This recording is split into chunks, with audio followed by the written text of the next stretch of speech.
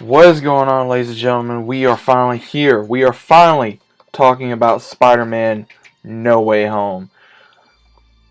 Wow. I don't even know how to say this, but I'm actually impressed by this film. And we're going to go into a lot of spoilers here. A lot of spoilers. So if you guys don't want to be spoiled, click off the video and we are just going to talk about Spider-Man. Because this film actually was, I will say, out of the three Tom Holland films, this one was my favorite. Because they actually did it right.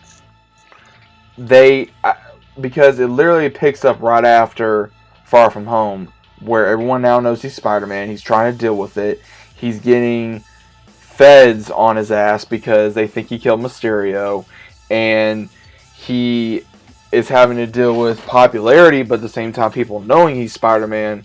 And when he just can't take it, that's when May comes up with an idea to try to move. And then it shows, here's the thing, we got a showing of Charlie Cox's Daredevil, which I really liked, because there was a scene where there's a brick thrown in the apartment, and he grabs it, and he's like, well, how can you do that? He's like, I'm a very good lawyer. So there was a lot of comedy in this film that worked. And there was a scene where finally, and I'm going to try to go into the main parts here, guys, because there was so much happening in this film, where the reason why the villains come is because of Tom Holland's fault, because he keeps saying, oh, well, I want this person to know, I don't want this person to know, I want May to know, I want MJ to know, I want Ned to know, and he just doesn't shut up.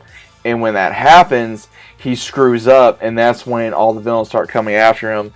And Otto is right after, like, everybody gets pulled right when supposedly they were going to die, right? You know, Octavius, Green Goblin, Electro, Sandman, you know, the Lizard, all these guys, right? So what happens is when they're doing that, because the first one obviously attacks him is Octavius at the bridge, and we see this cool scene where he actually, the nanotech gets onto Octavius, and then Peter's able to control it later on in the fight to be able to save somebody. And then once that happens, Strange sees that, okay, like, since this is your fault, you're going to clean it up and you're going to go after these guys. But when he tries to do so, he goes up against 2 to 3 villains, and he starts capturing the Lizard. He captures the Electro. He captures Sandman, and then we see him go up against Green Goblin real quick. But then it shows that, you know, Norman, he wants to be, you know, good. He wants to try to make things better.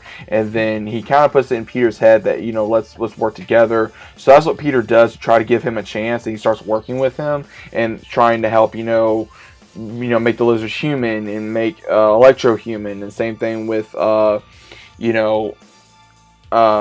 Dr. Octavius, and they're actually able to help Octavius. He's actually able to be himself. He's not hearing the AIs in his head like he was, and I'm really surprised that they were able to finally do that and show how Octavius, he's not a bad person. He had the AIs, the multiple arms controlling him for so long, and he finally remembered what it was like to actually think for himself. But then he later gets revealed when, unfortunately, because he was going on what Strange said, and he should have listened to him, but then he listens to May about saying, oh, well, I'm doing this is for their own good, and then she makes a comment, well, who's for their own good, you or them?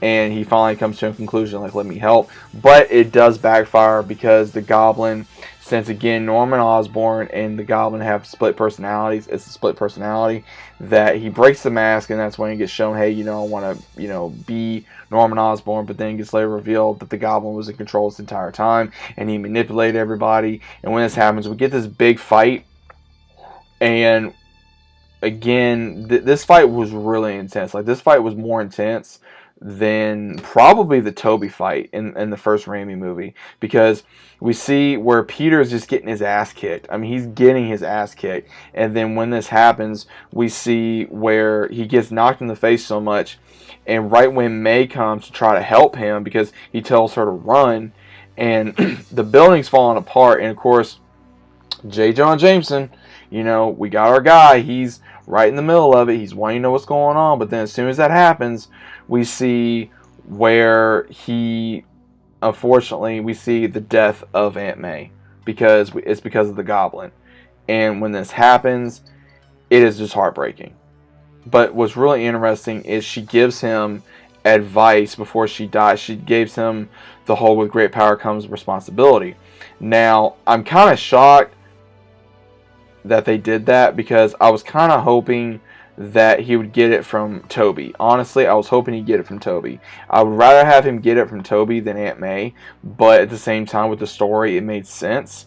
But it was interesting because when she dies, he is blamed for it, and then he goes into hiding. And when this happens, Ned and MJ are waiting, but then they summon, because what happened is after the fight between Strange and Spider-Man, Tom Holland's Spider-Man, is he was able to grab the box that Strange was going to use to bring them all back to their own universes, because apparently they're going to die, and Tom Holland's Spider-Man was trying to stop it.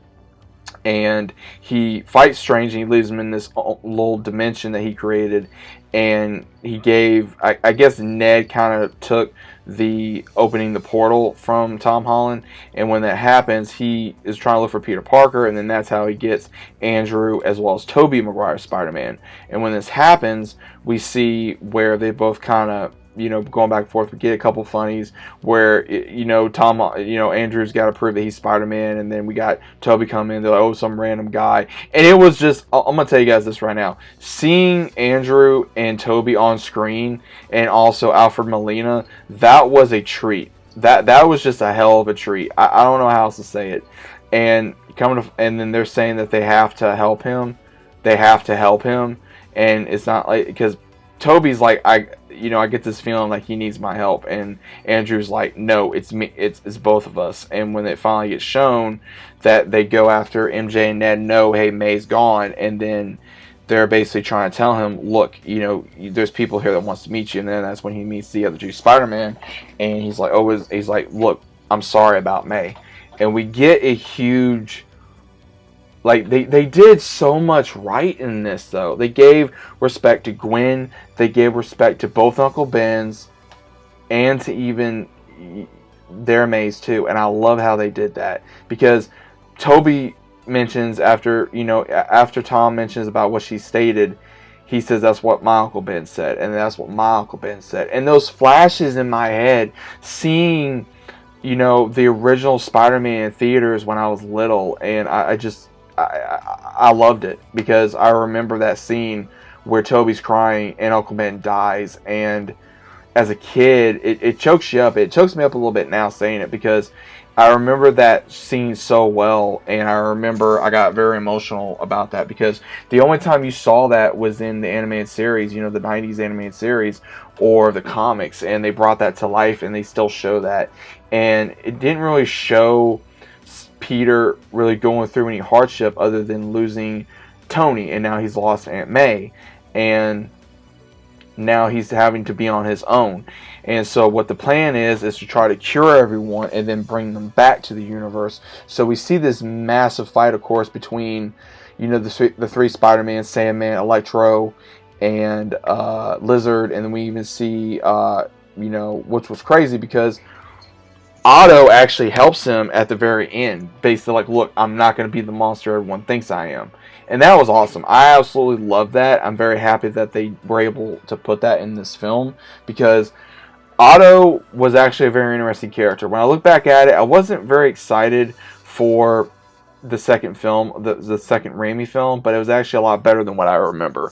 And I actually give Andrew and Tobey a lot more credit than I used to. Both amazing Spider-Man, no pun intended, but at the same time, a lot of nostalgia. And one of my favorite scenes that they did, which was, there was a lot of comedy, because there was a scene where Toby shows off how it comes out of his arm, and they're like, how can you do that? And they're like, does it come out of everywhere? And they're like, are you teasing me? And Tom Holland's like, no. He says, we're just curious, because we can't do that, so we're just curious how it comes out of you. And it shows, like, they mention, like, what's the craziest villains you fought, so we get a reference for Venom, even for Thanos, we get a reference for the Avengers, even, because they're like, how do you do this? I'm used to working alone, and like, I've never worked on a team. And Tom's like, hey, well, yeah, I was a part of the Avengers, and Toby's like, what, the Avengers? That sounds so cool, but what is it? And like, the whole thing is superheroes, and even getting a mention of Rhino, getting a mention of just all these things. And what was so cool is I'm so happy that they did this, because one of the fight scenes where Green Goblin shows up and he blows up the rest of the fight that they're having on Liberty Island, and we see where MJ falls, and Tom's not able to save her. And we see where Andrew is able to save her, Andrew Garfield Spider-Man, and he gets redemption for Gwen's death. He finally gets that closure. And that was very emotional. He gets that closure. And we even see a scene with Toby and, Alfred Molina, Spider-Man, and Dr. Octavius from, Spider-Man 2. And what was so cool is we see how he says, how are you, my dear boy? He says, I'm doing, he's, basically trying to move forward.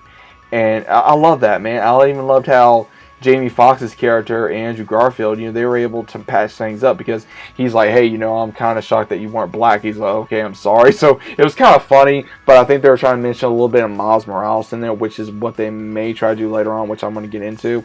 But they did mention, and this what was so crazy, is we see this big fight between Green Goblin and Tom Holland's Spider-Man, and this was a fight, man. I give a lot of credit to this scene. They literally tore each other apart, and he beat the crap out of Norman Osborn, man. He did, because he was so angry of losing Aunt May, and this is something I would do, if I lost someone like that. And he comes so close to killing him that Toby gets in the middle and stops him from holding the glider. Like, this man literally has the glider about ready just to kill Norman Osborn, and right when he's about ready to do it, Toby gets in the middle and just looks at him. He gives him that look like, don't do this. If you're going to look at me like an older brother, then listen to me. Don't do this. Don't cross that line. Because he's come close to crossing that line. And he's seen Norman's death. He's seen Octavius's death at some point. And we've seen that. And he knows what it's like to go down with that darkness. And it was crazy, because I looked at that, and then we see, of course, unfortunately, Toby gets stabbed, but then it comes to realize after they stop him that Tom Holland comes to a conclusion, okay, make everybody forget about me. And that's the only way it can happen. So MJ no longer remembers him, Ned no longer remembers him, Happy no longer remembers him. It's like he never existed. Spider-Man didn't exist, Peter Parker didn't exist, nothing. So everyone forgets, even Strange, possibly. And we see everyone go back to their universes.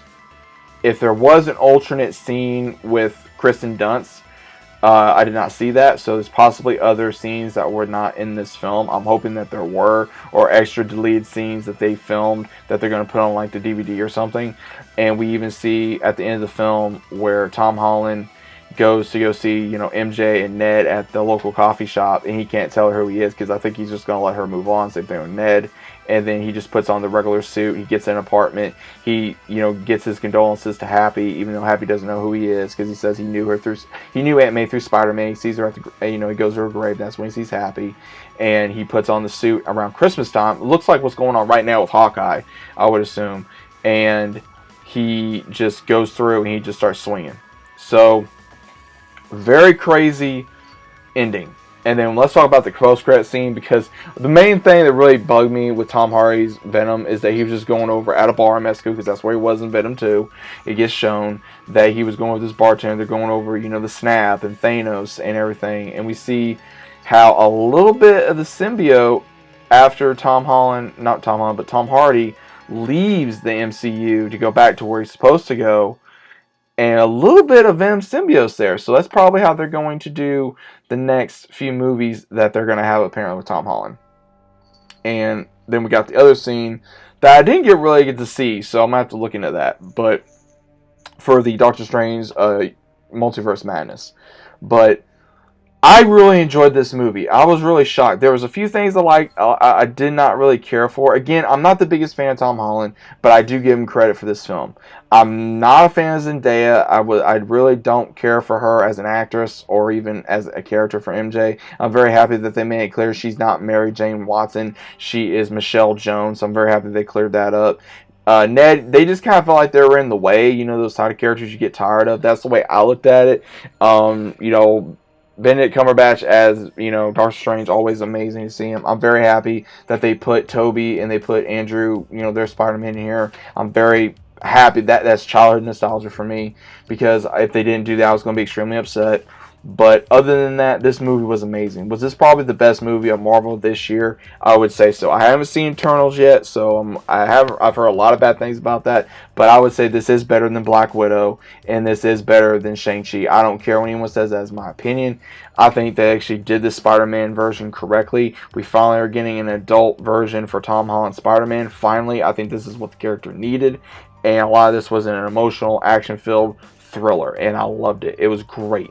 And now I can see why so many people were hyped about this. So, ready to see where the MCU is going to go. Ready to see what is next for the version for our Spider-Man. What we're going to get for Spider-Man, and if we're going to see more of other Spider-Man in the future. But guys, go check this movie out. It is worth it. I watched it online. There was a leaked version, so I decided to go ahead and watch it due to working and everything. I didn't have time to go to the movies. I may just do that to watch it in theaters. I don't know yet, but at the same time, I'm definitely picking this movie up. I recently picked up the other 5 DVDs, so I still got to pick up the Tom Holland ones, and I got to pick up this one when it comes out. But definitely, 1 out of 10, I give this a 9.5. I do. I give this a 9.5, and that's a lot for me to say. If you guys know my history talking about with the last 2 Spider-Man films with Tom Holland and everybody else, then you know my issues with those films. But this, I think they did it finally correctly. So shout out to Alfred Molina, William Dafoe, Tobey Maguire, to Andrew Garfield. Thank you for returning for this film. Thank you. Thank you for returning for this film. But guys, let me know what you think about this down in the comments down below. If you guys are new to the channel, it's about subscribing. Leave a big fat like. What were your thoughts of Spider-Man? I'd like to know down in the comments down below. And I'll see you guys on the next one.